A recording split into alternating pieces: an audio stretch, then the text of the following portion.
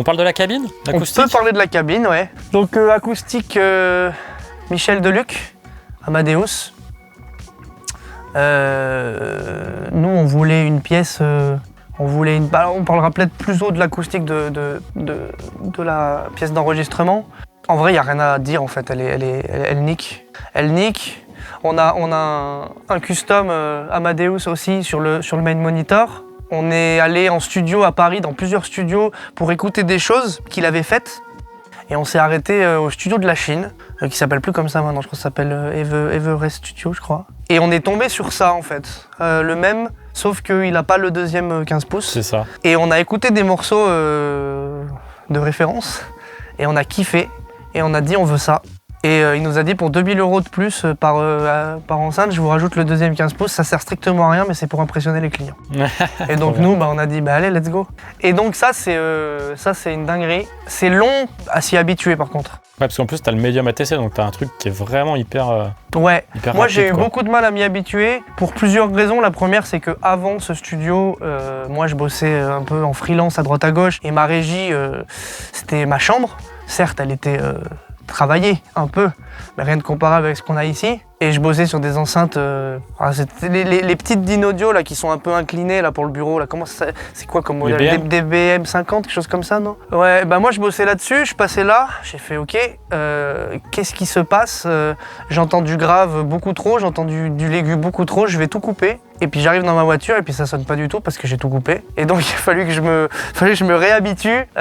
Au début on n'avait pas les Genelec en secondaire, on avait des focales, des SM9 ouais. Et parce qu'on les connaissait bien. Et en fait on a dû les redécouvrir ici parce qu'en fait dans cette acoustique là elles avaient un son complètement différent. Et du coup elles sonnaient un peu petites. Et du coup c'est pour ça qu'à terme on les a changées et qu'on a cherché une solution alternative et qu'on est tombé sur ces Genelec parce que tout simplement parce qu'elles fitaient mieux avec la room. En fait, je sais pas comment expliquer, mais avec les SM9, c'est comme si la room, elle bouffait trop de grave en fait. Elle absorbait trop de grave, tu vois. Vu que la room, elle est quand même conçue pour ces grosses qui, elles, envoient bien. Peut-être je dis de la merde, hein, je parle en termes non scientifiques, mais en tout cas, c'est l'impression que j'avais moi de l'écoute que je connaissais des SM9 ailleurs et celle que j'ai eue dans ce studio. C'était vraiment l'impression que j'avais. Donc on aurait pu prendre un sub, mais au final, on a testé plusieurs enceintes et celle-là, c'est celle qui correspondent le mieux. Sauf que maintenant, en fait, je me sers quasiment plus des Genelec. En fait, avant, je faisais 90% du mix sur les Genelec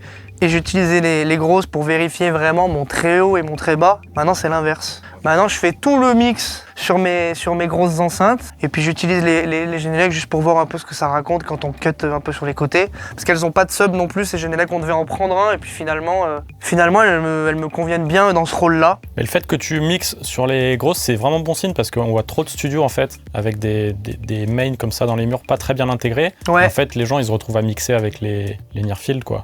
Ouais, mais j'ai mis beaucoup de temps à m'y adapter.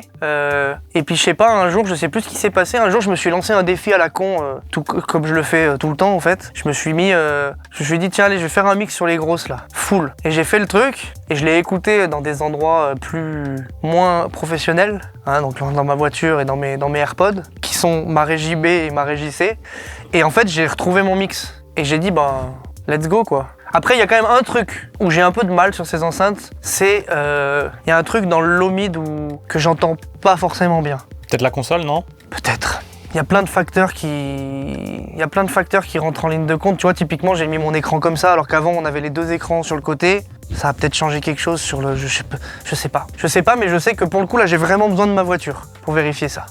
Et ça m'est arrivé, no joke, d'être là, de faire des exports sur mon Dropbox synchronisé. Je file dans ma voiture, j'écoute, ça va pas, hop, ok, donc je guesse où c'est à peu près la zone. Je viens booster ici pour voir si je me suis pas trompé et je fais des allers-retours comme ça pendant 2 heures. Maintenant, je sais à peu près où c'est, donc j'anticipe.